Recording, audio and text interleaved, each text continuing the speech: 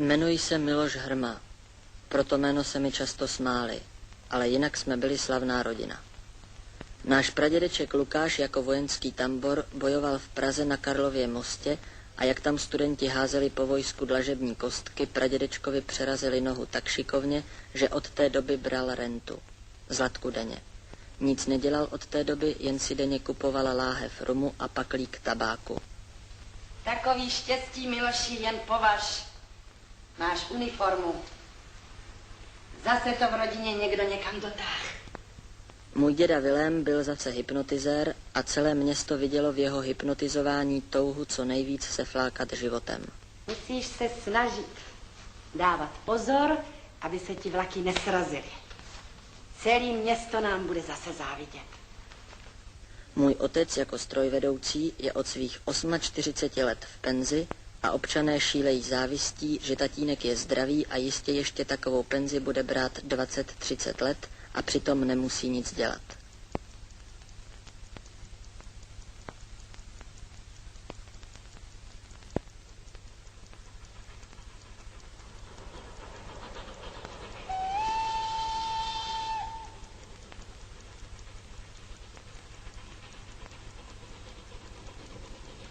Až vyjdeš poprvně na peron, tak si od té doby pokaždý navždycky uvědom, že jsme slavná rodina.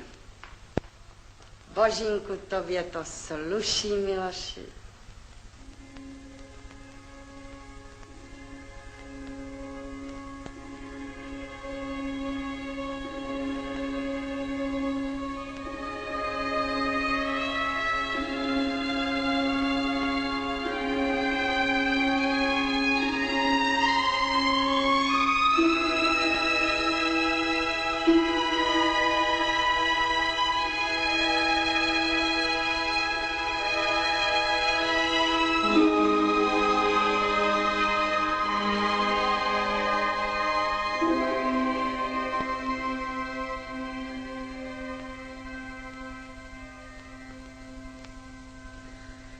Pradědeček Lukáš si za svou rentu denně kupoval láhev rumu a 2 paklíky tabáku, ale místo, aby seděl doma, chodil tam, kde se lidé dřeli a tam se dělníkům poškleboval a tak každý rok někde pradědečka Lukáše zbyli.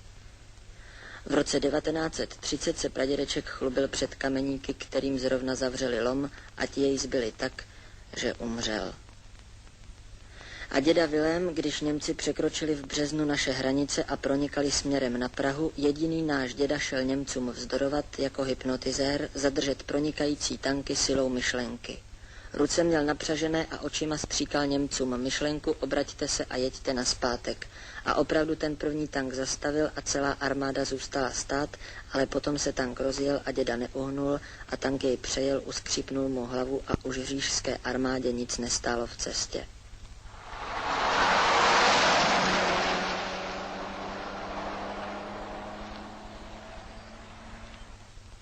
A já jsem udělal dopravní kurz a bude ze mne pan výpravčí a celé město ví, že chci být výpravčím jen proto, abych jako mý předkové nic nedělal, stál s plácačkou na peronu a celý život dával ručičky od práce, zatímco ostatní musí dřít a dřít a dřít.